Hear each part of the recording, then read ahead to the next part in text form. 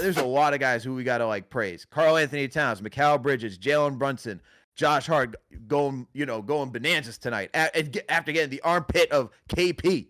All right. Mitchell Robinson too, man. Deuce McBride. All these guys, complete team effort. OG Anunoby. I can't forget anybody, man. Hell, even when you clear the bench, they all get praises too. All right? Didn't have to do much, but you're getting praises too. Tom Thibodeau getting praise. All right? Tom Thibodeau leading, out-coaching Joe Mazzulla, the championship coach. Everyone gets praise tonight, man. Who do you want to start off with, CK? Who do you want to start off with? Should we give praise? Should we start off with Mitchell Robinson tonight? Especially after thinking about that recovery? The longest tenured Knick?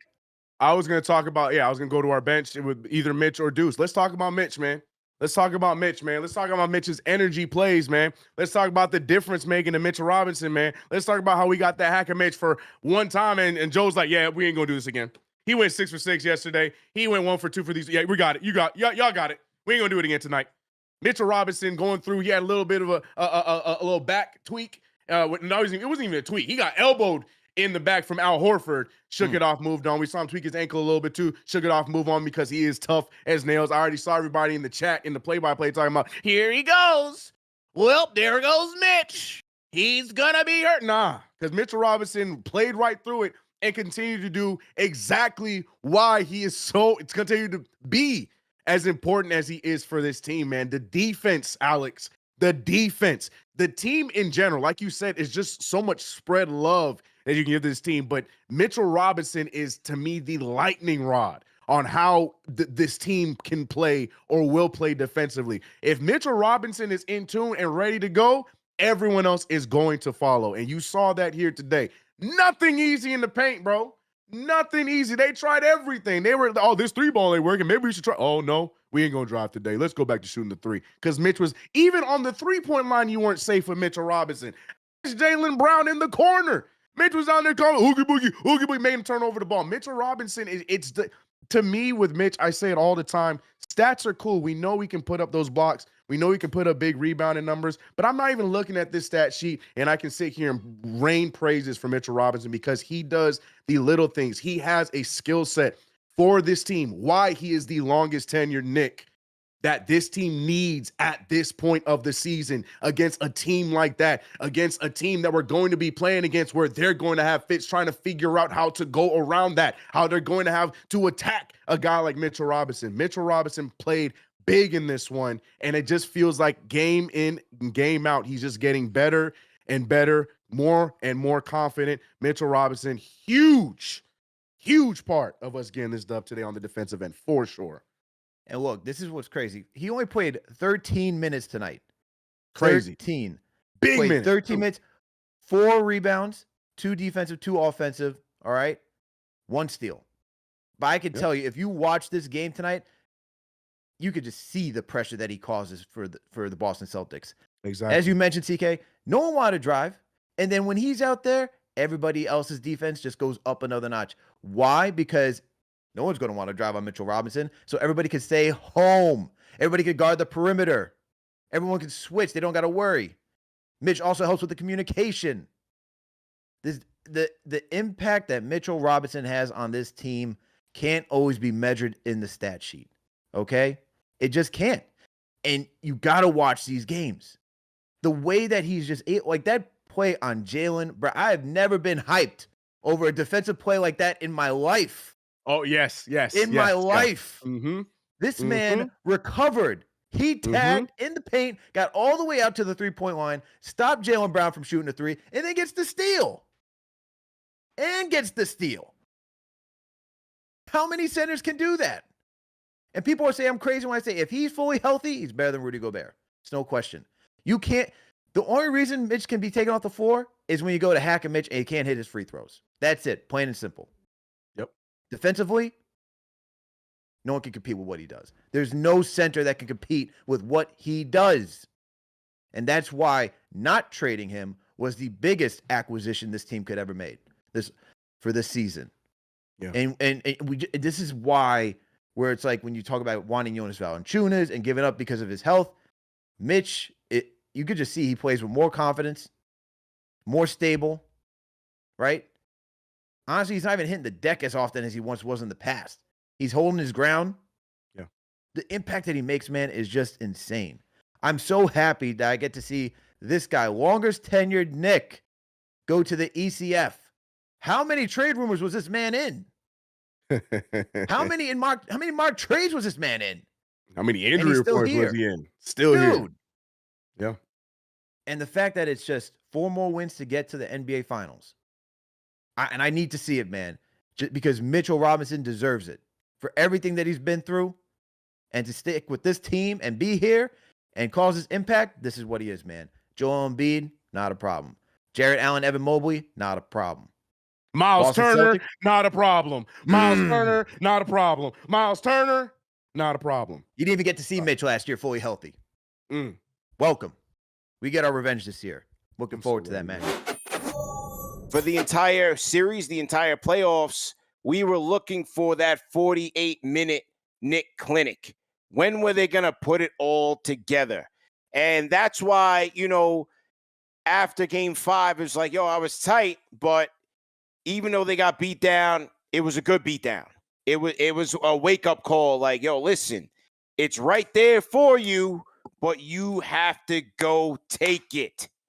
You have to take it. And game 5, I thought they got sped up in the mental mind games. And look, give credit to Boston. They were ferocious. But tonight, you got 48 minutes of Knick ferocity. And not only that, they played smart. They were locked in defensively. Like all my game keys came through. Karl Anthony Towns, when are you going to answer the bell? He answered it tonight. Right off the rip. They got him the ball. Bodega answered the call. You knew, right? Game 5, Tibbs said within the first 5 minutes, we're going to know what's up. You knew what was up with Karl Anthony Towns within the first 5 minutes. That kind of put me at ease, where it was like, all right, look, Boston's going to be Boston at some points in this game, but with the big Bodega established early, we are okay. And so, I loved how he came out the gates. I loved how Josh Hart, split eye, busted open. I knew Hart was coming back with a vengeance tonight. I loved his ferocity. Cap, how about Deuce? Dude. Oh, my God. When Deuce clapped Derek White's joint off the backboard, head up with the rim, the slate went up in flames. Bro, is slate still existing? Is it even there? Is slate still existing? They got time to rebuild. They got time to rebuild. They got time. They got time. Yo, listen, man. The watch party was turned upside down within the first minute of action. It was crazy. Shout out to everybody that came through to the watch party and this win. We saw so many KFTV day ones at the watch party, like B. Moore Mills was in there. Shout out to Worldwide West. Like, just so many people that have been building with us from the beginning and on this journey. Will from LI. Will from LI was randomly there. I was like, yo, Will, what you doing here? He was like, yo, I just came in from work. Like, it was that type of night, so to see this team win, first and foremost, you got to be proud of them and what they've been able to overcome this season. They overcame a lot of adversity. You know what I mean? And like I said in the beginning of the season, I was like, I want to see this team go through something. I want to see how they respond to it, even with a new team. And they have so far. Like, the journey continues. They have so far, but you got to give them a 1,000% credit for accomplishing this goal. It wasn't pretty, but it was gritty. That's how we get it popping. That is New York Knicks basketball, and that's why we're here representing, man. It's an emotional ride.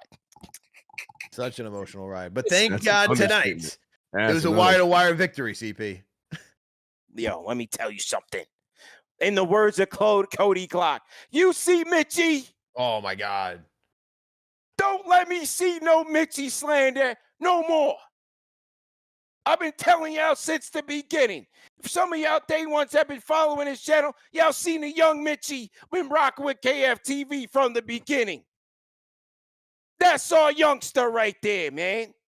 He grew up with the channel. This is why he tapping. This is why the Robinson family tapping. We've been rocking since the beginning. I told y'all this was the Block Ness monster. They try to tell me, oh, he can't play on the court with these guys because they shoot threes and yada, yada, yada. What was he doing out there on Jaylen Brown? You not going nowhere. Bro, when Mitchie locked him up, dude, it was bananas. I jumped off the couch when I saw that. My wife was watching the game with me. She's like, "What?" And I was like, "Did you not just see that defensive play?" Yeah. Bro, come on, man. Like, we've been watching this guy for so long. We have to appreciate the fact that he's here right now and healthy. Yep. Because we've known what he's capable of, man. All he had to do was get healthy and be in the proper shape, and he's been ramping up since he came back. He's been getting better and better and better and better to the point where you cannot even afford to have him off the court. Yep. So great job by him. Like I said, man, Deuce was ferocious. Like those two guys, man, you know, after Deuce, and it was a great story for Deuce coming back from the Detroit series where he was ice cold and he was struggling badly, and you couldn't even play him in the Detroit series. And game 1 against the Celtics team, we were there, man, and Deuce came in, the confidence, and it's never wavered. He's had a great series and very important for this Knicks bench. Very important, man. Very important for this bench. Him and Mitch, man. That's why, you know, CK and I led off with our bench just because the impact that they had tonight. Like, hey, Tibbs went 7. You know, 7. Yeah. No campaign tonight. Great decision. Yeah, Tibbs, he's been learning game by game. Thank God, bro. Thank God. He can't come back in. But yeah, you know, I was hoping to see a little Delon. I think in the Pacers series, I'd like to see that a little bit. Yeah. Same. Mix it up. You got some time now, so you should be able to be mixed in there, you know? That was important too. But very proud of this group, man. Like their ferocity tonight was on another level, and they finally did it. This was the best game they played all postseason. Amidst all the highlights and emotions and good spurts. They've had good spurts throughout the postseason, clearly, right? But this was the first 48-minute full end-to-end basketball, and everybody again chipped in at different times. Like I didn't even think like Cap had his moments in certain quarters, but it wasn't like a full 48 Cap. You know what I mean? Like Hart had his spurts, especially the hustle, man. Hart was all over the place. Cat had his moments. Deuce had his moments. OG was more second half, right? Like everybody jumped in at a different time in this game, but they were all locked in. And especially defensively, I thought the chemistry seemed to be much better than it was in Game 5. Yeah, man.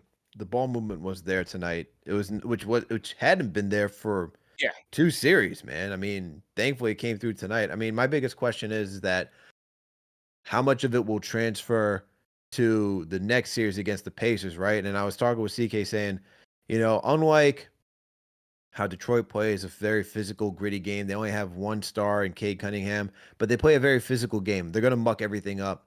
The refs allowed to be mucked up, and so you had to really, you know, grind in order to score. You had to grind in this series too.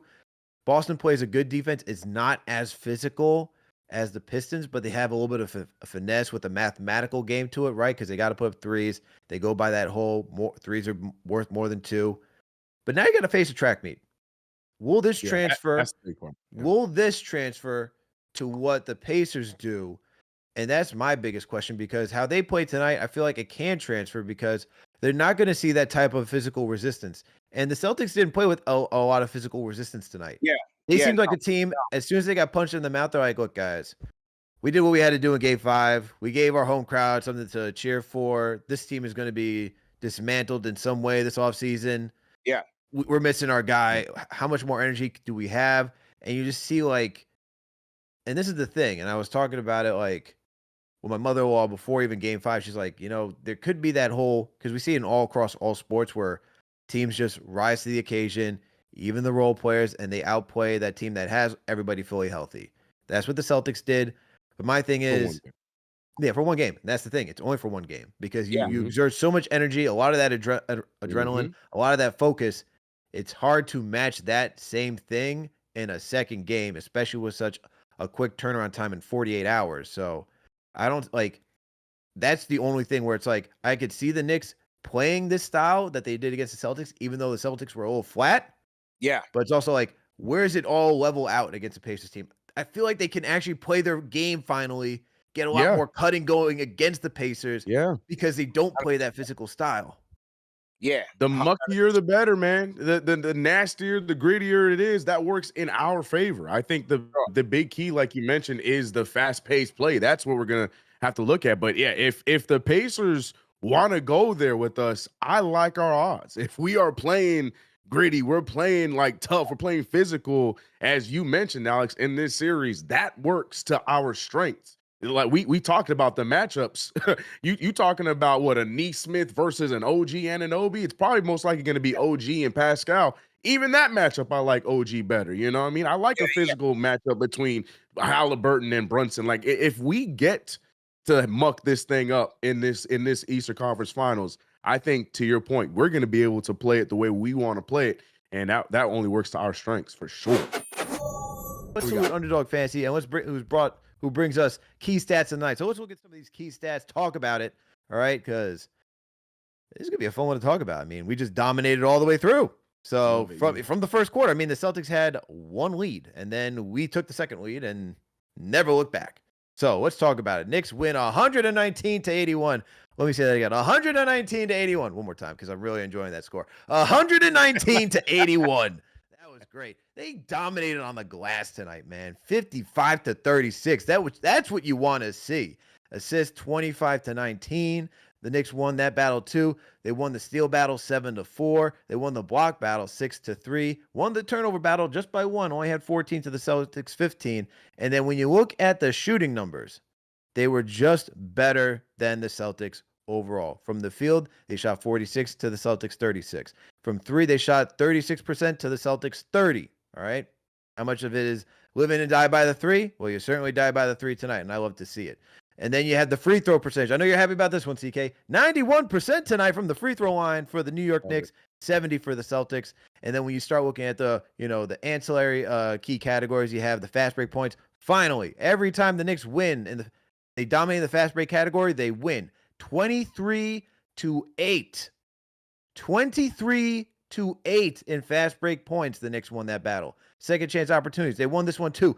25-11. And then points in the paint, 48-34. What a hell of key stats of the night, man. You know, there's so many I could go through. I think the biggest one for me, I'll just say, is rebounding, because it translates to second chance points, fast break points. You know, those two categories where they dominated in, you're eliminating the Celtics on second chance opportunities, and then you're getting out in transition to score. Or you're getting second chance opportunities yourselves, again, a chance to score. What's your big takeaway from the key stats of the night, CK? Yeah, I like rebounding too. I'm trying to go away from the free throw because that's the obvious 19 for 21. We talked about Mitchell Robinson handling his business from the line the only time he went, and that never did it again.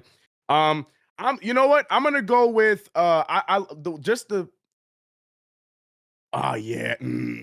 man, I'm back and forth because I'm looking. What I wanted to compare was I was trying to compare because it felt like they had so many more turnovers than they actually did. We had it was 14-15 on the turnovers. I felt like they had so much more than that because in that first half, we talk about Jaylen Brown and stuff like that. Turnovers was I loved it. I feel like the Knicks forcing their number one guy to have 7 turnovers with the foul out. Like I feel like that was a big deal. We talk about the defense the entire stream. So, but if you look at it, the differential is not that crazy. So I'm gonna stick to the field goal, man. Just the mere fact that we got a full 48 minutes from this team, shooting well as a whole, as a collective. We guys like OG, who started off the game 0 for 4, didn't let that bother him, had amnesia, and did what he's supposed to do. Ended the game shooting 7 of 18. Not great, still around that 40%. Hart, like you said, he did a bit of everything, did not need to worry about the shooting. But like guys like Mikal Bridges, 60 from the field. Jalen Brunson had the quietest great game, shot around like 57%. McBride, 57 off the bench. Like it just felt like it was a steady, good shooting game where the New York Knicks handled business. I'm just impressed that we played a full 48, Alex. We won every quarter. We won every single quarter, and it's nice to finally say that from wire to wire. Even if it wasn't a wire-to-wire win, just the mere fact that the New York Knicks did not have a lull in this game is exactly what we wanted in an elimination game against the defending champions, and I feel like a big part of that was us finally making baskets when we needed to, and I think the Knicks did a good job. I mean, shoot, we had a 41-point lead at one point, Alex. We almost won by 40. So scoring was a big key for me. So I'll go with the shooting percentage for this one. 41-point lead indeed. And the key stats of the night is brought to you by Underdog Fantasy. People, let me tell you a little bit about Underdog Fantasy and why we love it over here. Because when we start looking at the numbers and looking at the tickets, you're like, I think I know a little bit more than what Underdog is telling me. So you know what you got to do? You got to go online, download the app, go to the web browser, whatever fits your fancy, and then just go make your picks, all right? And you can choose anywhere between 2 to 8 players. You can mix and match across sports. It doesn't have to be just the NBA. It could be NBA, MLB, NHL. It could be any sport that you wish. And so all you need to do is just choose anywhere, like I said, between 2 to 8 players, and then simple as this, just choose higher or lower on any given stat that they give you. So let's say it's basketball, right? Tonight, you probably said, what number was I going to go with tonight? You know, maybe it's higher or lower for Karl Anthony Towns than 19.5. Maybe he chose higher than 19.5, and he hit on that for you. He hit on that for you for sure.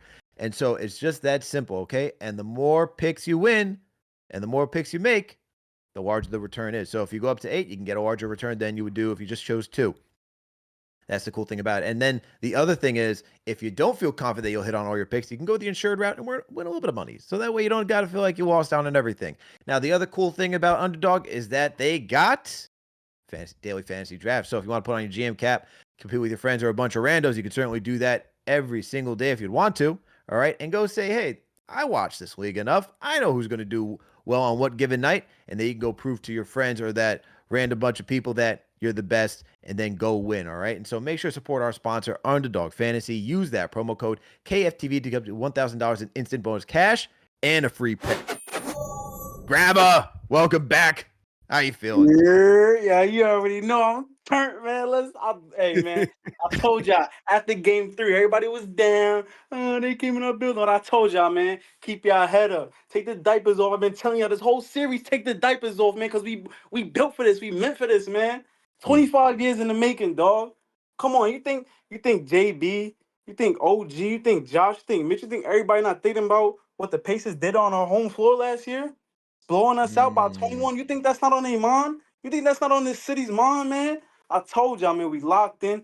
Do you see Mitch running up to Jaylen Brown in that quarter, clamping him up? Like, come on, dog. It's a different mentality now, bro. They understand what's at stake. You got to think, Jalen Brunson, he was here he was in that locker room the last time they made the ECF with his father. He knows what this means for this city, dog. He knows it's been 25 years. He knows. He gonna be all nonchalant about it. You know, he's the cat, cool, calm, collected. He's gonna be all nonchalant about it. But you think in the back of his mind, he don't know how big this is for the city? This is big, dog. This is New York City, man. Everybody's been dreaming about this, man. I'm just so happy for the city. I'm so happy for the organization. I'm so happy for y'all. Because I know this is getting turned up for KnicksFanTV, the #1 show for the fans, by the fans. Like, I know we lit. Discord lit, everybody lit, man. I'm just so happy, dog. Like, I don't even know what to say, man. Like, this is like, bro, this is just insane. Like, they really went out there and put BTA, belt to ass, straight. I know it's a family show, my bad, but they went and really gave them the business. Man, come on, dog. We ain't worried about no Pacers. Screw Halliburton, man. You seen them on SmackDown, man. He don't want no part of JB, man. We about to go put BTA to them too. Knicks in 6. We going to the finals and we taking it home, man. Let's go. Morgan & Morgan, with over $25 billion recovered and over 500,000 clients, Morgan & Morgan has a proven track record of fighting to get you full and fair compensation, which the Boston Celtics may ask for in this case, all right? So look, in Florida, a client received $12 million after the insurance company's best offer was just $350K. In Pennsylvania, a client was awarded $26 million, a staggering 40 times the insurance company's original offer of $650K. There's a reason why you choose Morgan & Morgan, okay? For over 35 years, Morgan & Morgan has been fighting for the people just like you and I. They have over 100 offices and more than 1,000 lawyers nationwide. When hiring Morgan & Morgan, it's like hiring an army that has your back. If you are injured by negligence of another, you deserve to be paid. When you hire the wrong law firm, you may be beat before you even start. All law firms are not the same. So, if you're ever injured, you can check out Morgan & Morgan. Their fee is free unless they win, okay? For more information, go to forthepeople.com/KFTV or dial pound law. That's pound 529 from your cell phone. All right, that's FOR forthepeople.com/KFTV or pound law pound 529 from your cell. This is a paid advertisement.